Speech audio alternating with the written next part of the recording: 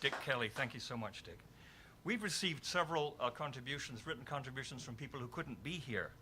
And if my squiggles are articulate at all, I think what we're going to do is alternate some of these contributions with Ben Kralkamp delivering some dream songs. Ben is where? I'm right here. Start with the Coleman. That's what I was going to check with you, Ben. I should call you Uncle Ben. Okay, check with Ben. This is from Philip Coleman, who's a wonderful young Irish scholar who first came over here years ago. Remember taking him out to the cemetery in, I think, Mendota Heights to find John Berryman's grave. He's edited a book called After 30 Falls, New Essays on John Berryman. You're welcome to look at my copy or this copy afterwards. And his own book on the opus, the total opus, should be out from UCD Press in Dublin within the year. Here's what Philip sent us. It is a pleasure and a privilege to send these words from Dublin to Dinkytown for an event celebrating the life and work of John Berryman. I remember with great fondness days and nights in Dinkytown, many of which were spent in bookshops. First in the fall of 1998, where I spent a term at the University of Minnesota as a Fulbright scholar, working with Berryman's manuscripts under the mentorship of Professor Richard Kelly. And again in the summer of 2005, when I returned for another spellbinding stint in the archives. The people I met on those trips taught me so much about the hard work of literary scholarship. But I also learned from them that great literature, such as the poetry of John Berryman, is something that brings people together. Through my work on Berryman over the last decade and a half or so, I began working on him in earnest in 1996. I have made fast friends on both sides of the pond. I can honestly say that I owe a great deal of what I know about Berryman and his work to Kate Donahue and her family, and especially to Martha Berryman and her husband David, to name only a few of the wonderful people who helped me in my early studies of Berryman and have remained close friends over the years. I miss you all, and I wish I could be there this evening to join in these celebrations. Writing from Dublin, of course, has a particular relevance to John Berryman, given the fact that he lived here with Martha and Kate in 1996 to 1966 to 1967. During that year, an extremely difficult year in many ways, he saw Berryman's sonnets through the press and more or less completed the long labor of the dream songs. Places in Dublin such as Lansdowne Park, where he lived with Martha and Kate at number 55, and the beautiful Herbert Park nearby, as well as Jack Ryan's pub in Ballsbridge, will always be associated with John Berryman, and his framed photograph is still to be found on the walls of Ryan's bar. I'm cut a little here. In Dream Song 312, written in Dublin in the 1966-67 academic year, John Berryman recalled an earlier visit to what James Joyce called the Hibernian metropolis 3 decades earlier, during which he hoped to visit and meet the majestic shade of W.B. Yeats. In the closing lines of that song, he wrote, "Your high figures float again across my mind, and all your past fills my walled garden with your honey breath, wherein I move a moat." For a decade and a half now, I have worked within the magnificent garden of Berryman's poetry, and his high figures have remained as perennially compelling as they were when I first encountered his work as an undergraduate student of American poetry in the early 1990s. I'll skip a little here too. Sorry, Philip. If Berryman's shade is there in Dinkytown tonight, however, it is also here in Dublin by the powerful magic of poetry. As he put it in Dream Song 313, "Saints throng these shores, and ancient practices continue in the dolmens, ruined castles are standard. The whole place is ghostly. No wonder Yeats believed in fairies and personal survival. A trim suburban villa also is haunted by me." So that's Philip Coleman. And now, Ben. I'm the ringer here. I'm not a poet, I'm not a scholar, and I'm a performer. And Michael gave me that tape of Berryman reading his poems, and he warned me, you might not want to listen to this. And I did. And actually it inspired me to a rather more dramatic reading than I'm used to. So, with that excuse to begin with. This is number 13. God bless Henry, he lived like a rat, with a thatch of hair on his head, in the beginning. Henry was not a coward, much. He never deserted anything. Instead, he stuck when things like pity were thinning. So, maybe Henry was a human being.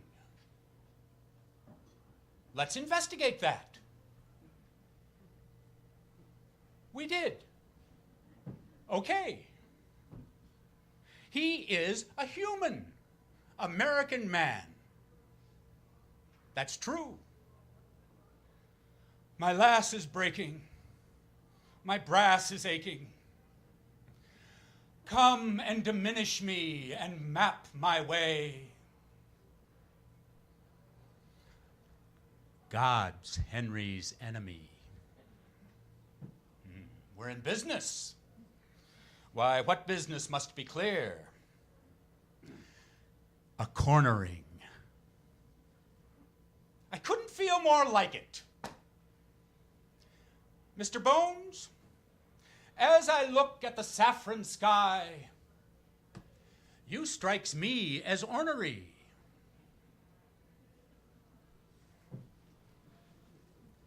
I'm going to read several of them, alternating with other remembrances. And I think first we have Kristen Ide Tollefson reading something from Trish Hample, I believe.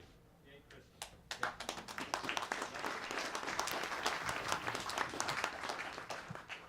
This is a great pleasure.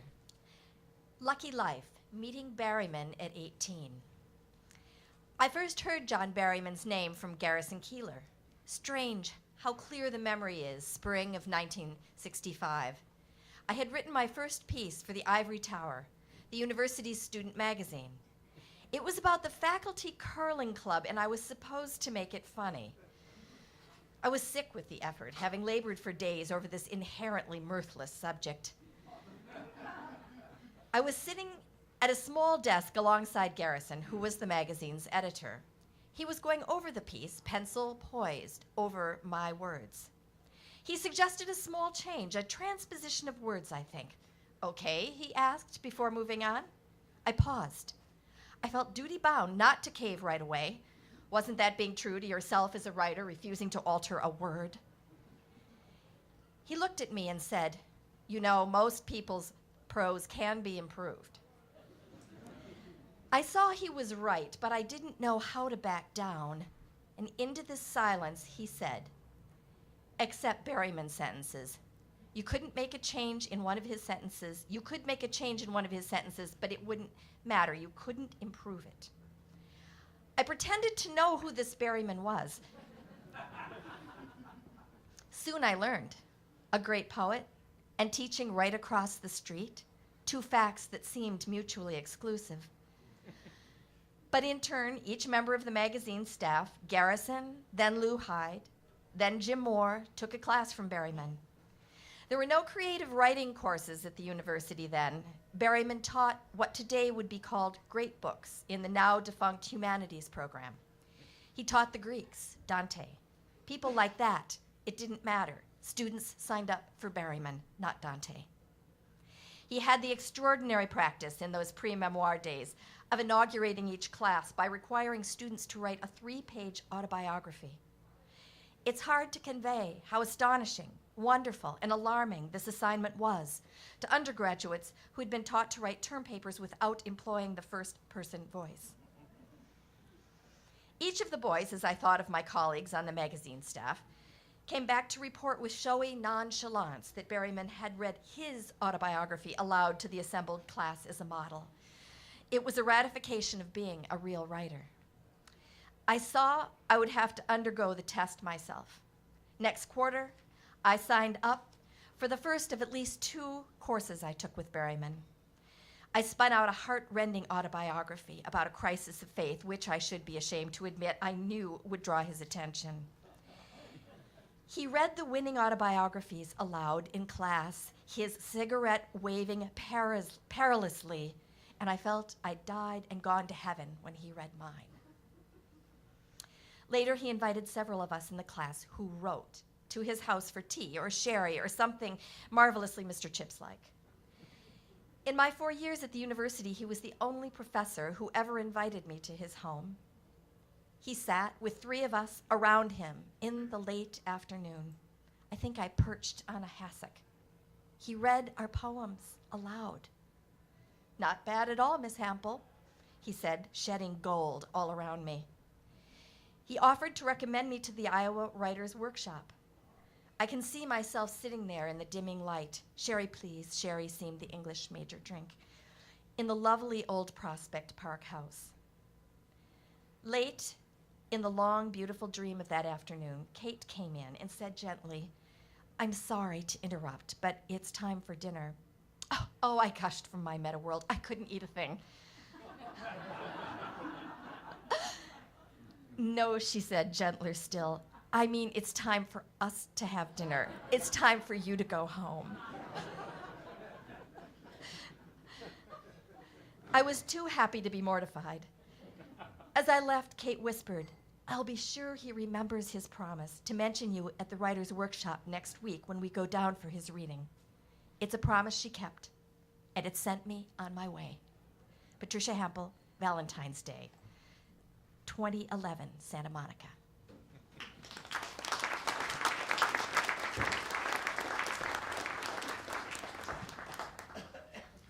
Next is 103. It's one of several poetics sprinkled through the book. And it goes like this. "I consider a song will be as hummingbird swift, down light, missile metal hard, and strange as the world of antimatter, where they are wondering, does time run backward? Which the poet thought was true. Scarlatti supple, but can Henry write it? Wrecked, in deep danger, he shook once his head, returning to meditation. And word had sped all from the farthest west that Henry was desired. Can he get free of the hanging menace and this all and go? He doesn't think so. Therefore, he shakes, and he will sing no more, much less a song as fast as said, as light, so deep, so flexing. He broods. He may, rehearsing, hear of his bad year at the very end, in squalor, ill, outside. Happy New Year, Mr. Bones. Now we have Dave Graff from the Book House reading Jim Moore, I believe, or yeah, Jim Moore.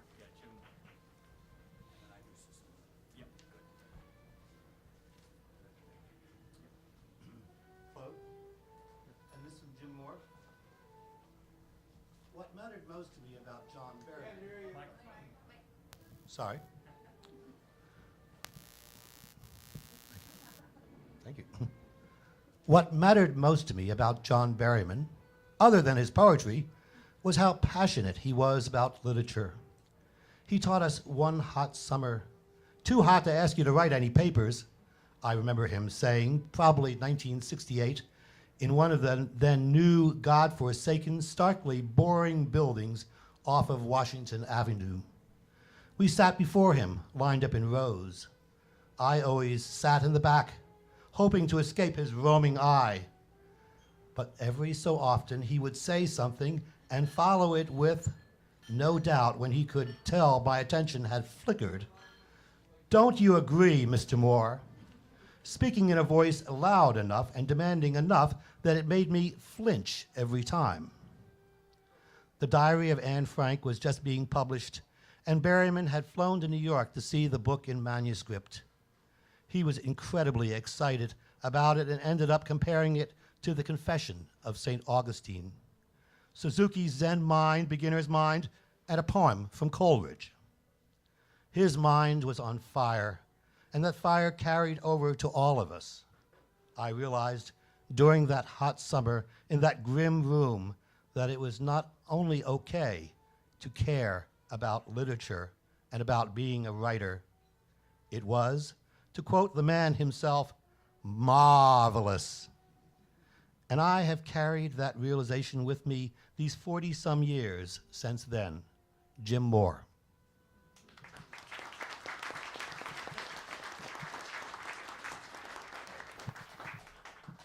One more. This is 28, and this is one of the several nightmare visions sprinkled through the book, or shot through the book. It's called Snowline. It was wet and white and swift, and where I am we don't know. It was dark, and then it isn't. I wish the barker would come. There seems to be to eat nothing. I am unusually tired. I'm alone, too.